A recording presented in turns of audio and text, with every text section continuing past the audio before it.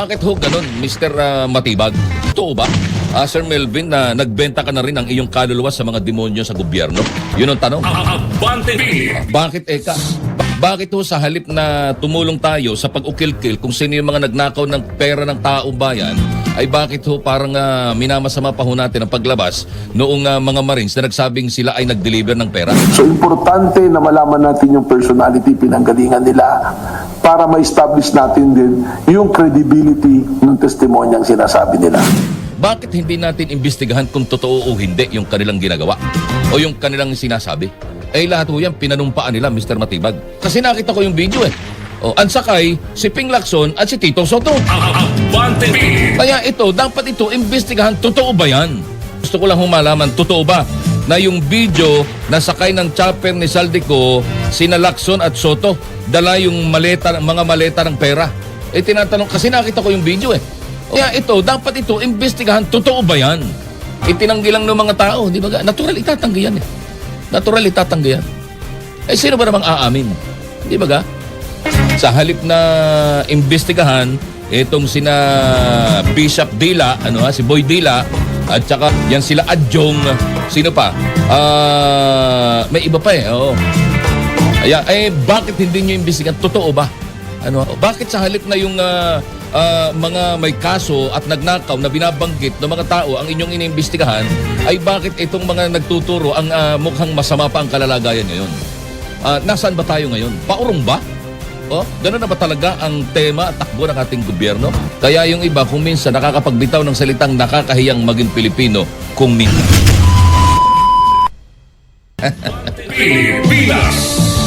Ay nako. 4:11 in the morning. Meron hong nagtatanong, sana ho, ang tawag din ako po'y humihingi ng, nakiusap po ako sa isang kaibigan, makahingi ng appointment kay NBI Director Melvin Matibag. Kasi may mga nagtatanong, totoo ba, Sir Melvin, na nagbenta ka na rin ang iyong kaluluwa sa mga demonyo sa gobyerno? Yun ang tanong. Bakit, Eka? Bakit ho ganun, Mr. Matibag? Bakit ho sa halip na tumulong tayo sa pag-ukil-kil kung sino yung mga nagnakaw ng pera ng taong bayan, ay bakit ho parang minamasama pa ho natin ang paglabas noong mga Marines na nagsabing sila ay nag-deliver ng pera? Bakit hindi natin imbestigahan kung totoo o hindi yung kanilang ginagawa o yung kanilang sinasabi? Eh lahat ho yan pinanumpaan nila, Mr. Matibag.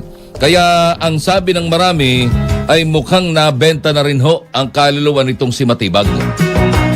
Sa mga taong halang, ang tawag dito, sa mga demonyong nasa gobyerno. Hindi ho magandang pakinggan yung ganun, hindi baga? Kung ako masasabihan, hindi ko rin matatanggap yun. Hindi ko rin matatanggap. Kaya lang, ito ho ang tanong sa inyo, whether you like it or not. Yung mga netizen nagtatanong, what happened, Mr. Matibag? Bakit sa halip na yung mga may kaso at nagnakaw na binabanggit ng mga tao ang inyong iniimbestigahan, ay bakit itong mga nagtuturo ang mukhang masama pa ang kalalagayan ngayon? Nasaan ba tayo ngayon? Paurong ba? Gano'n na ba talaga ang tema at takbo ng ating gobyerno? Na tayo po ay pagka ikay nagsabi ng totoo'y ikaw ho kakasuhan? Gano'n na ba talaga ngayon ang pamahala natin? Yun yung yun yung isang bagay na nakaka-disappoint bilang isang Pilipino. Kaya yung iba kung minsan nakakapagbitaw ng salitang nakakahiyang maging Pilipino kung minsan. Kagaya nito, ang sabi ho ng mga Marines, ay hindi baga sila ay naghatid ng malay-malaytang pera, mayroon pa silang video, isinakay sa chopper ni Saldico, ay yung isang video ay nakita ho doon. Totoo ba na yung video, ito tinatanong ko lang ho, sapagkat nakita ko rin. Gusto ko lang malaman, totoo ba na yung video na sakay ng chopper ni Saldico, sina Lacson at Soto, dala yung mga maleta ng pera? Tinatanong, kasi nakita ko yung video ang sakay, si Ping Lacson at si Tito Soto. Kaya ito, dapat ito imbestigahan. Totoo ba yan? Kasi kung hindi, dapat kasuhan yung mga yan dahil sila nagnanakaw sa atin Sila din ang nagtatakip para hindi makulong kung sino yung totoong mastermind nito. Abante TV. Hindi yung kung sino yung nagsabi na kami ho ang nag-deliver ng pera niyan kay ganito, kay ganyan at kinaganon.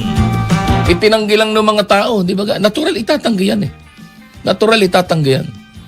Eh sino ba namang aamin? Di ba ga? Ay syempre kulong sila pag inamin nila yon. Itatanggi nila yan. Pero sa kabila ng kanilang pagtanggi, ang dapat nilang ginagawa, patunayan nila ngayon na hindi sila gumawa ng kawalanghiyaan, na hindi totoo sinasabi nitong mga dating Marines na ito, nitong mga dating sundalo na ito. Hindi ba ga? Yun yung yun yung bagay na dapat tinitindigan ngayon itong mga nasa gobyerno. But hindi. Sa halip na imbestigahan itong sina Bishop Dila, si Boy Dila, at saka itong iba pang mga binanggit na pangalan, yan sila Adjong, sino pa? May iba pa oo. Bakit hindi nyo imbestigahan? Totoo ba?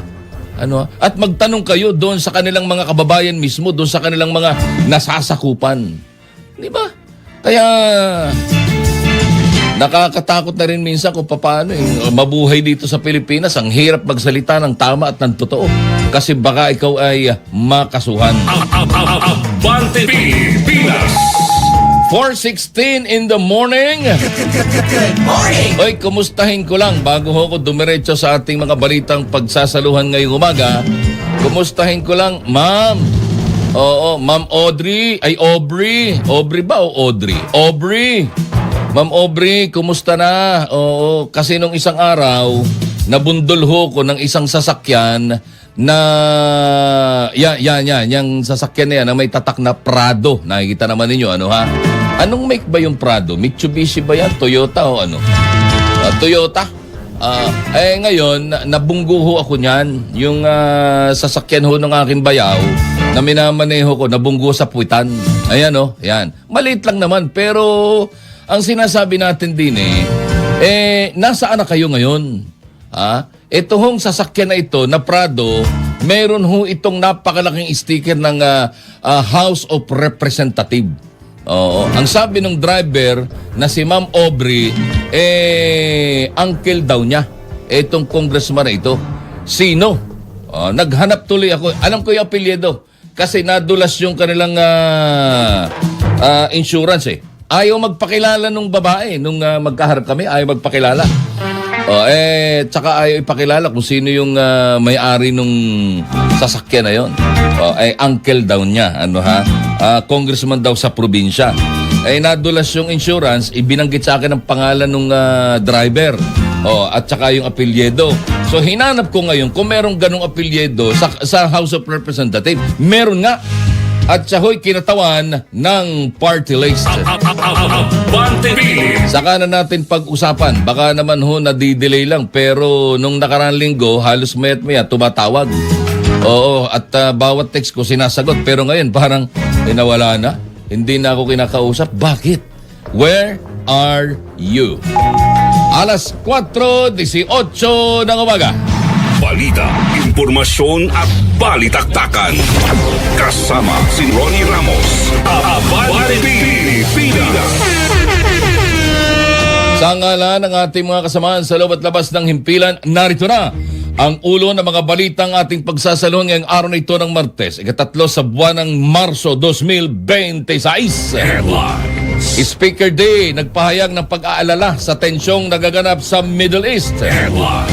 Mga naglakwat sa umano, mga vice mayor ng Bulacan stranded sa Dubai. Headlines. NACC umapila sa SOCMED platforms na maging mas mahigpit kontra online baby selling. Headlines. Bagong kaso ng HIV sa huling 3 buwan ng 2025 na itala ng Department of Health. Headlines. Pamilya Villar napadalhan na ng subpoena ng Department of Justice. Headlines. Manhunt operation versus Atong Ang nagpapatuloy.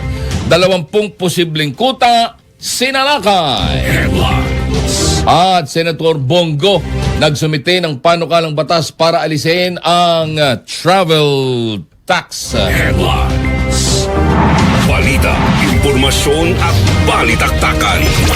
Kasama si Ronnie Ramos.